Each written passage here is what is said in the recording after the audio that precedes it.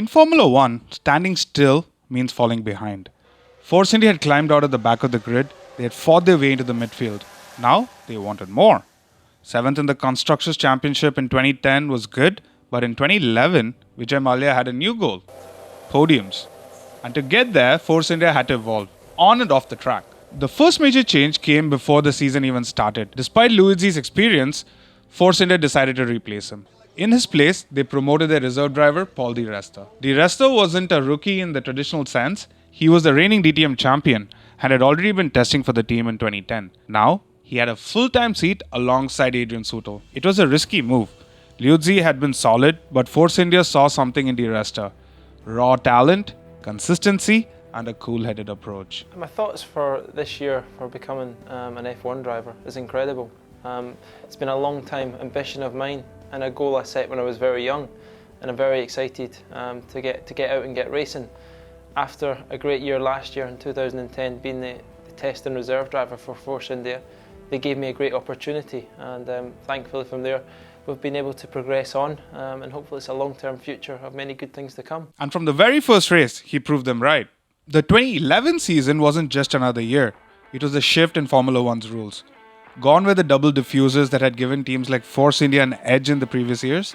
In came DRS, the drag reduction system, a tool designed to increase overtaking. Force India's engineers had to adapt. The VJM04 was sleeker, more aerodynamically efficient, and more importantly, built to thrive in this new era. But they weren't the only ones improving. Lotus Renault, Sauber, and Toro Rosso were all in the midfield battle now.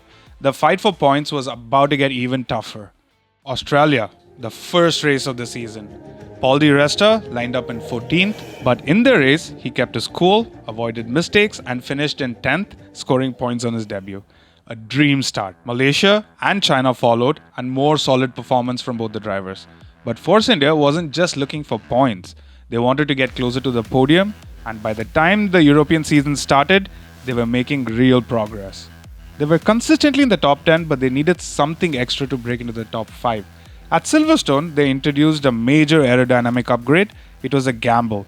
Teams don't always get mid-season upgrades right, but this one worked.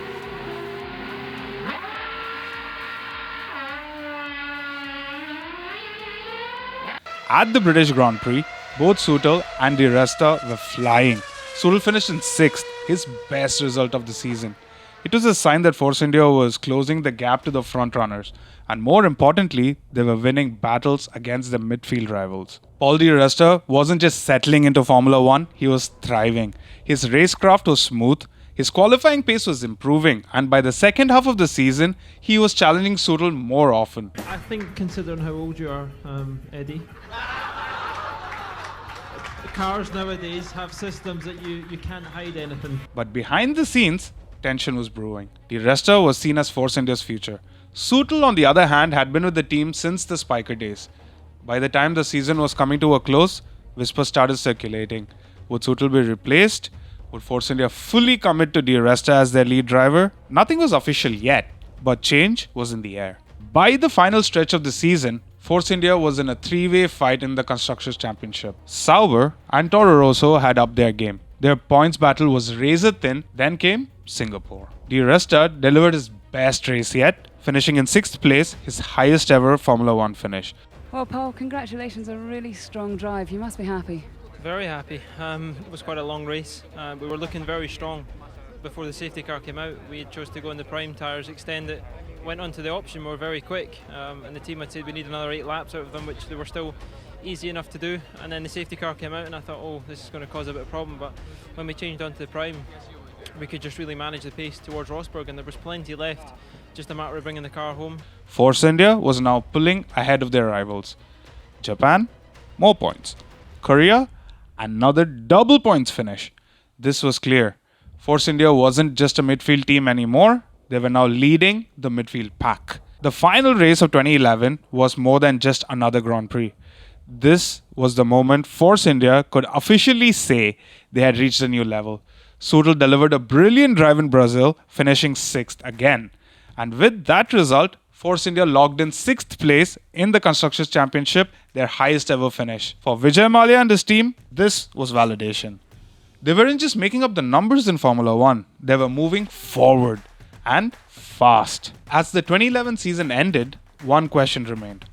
Who would drive for Force India in 2012? Soutel had delivered one of his best seasons, but di Resta was the rising star. And behind the scenes, another driver was waiting for his chance.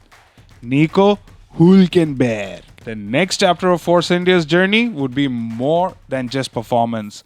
It would be about making the tough decisions that would shape the team's future. And with a new season ahead, those decisions were coming fast. If you guys like this series, smash the subscribe button, and if you like today's video, smash the like button, and I'll catch you guys on the next one. Till the next time, peace.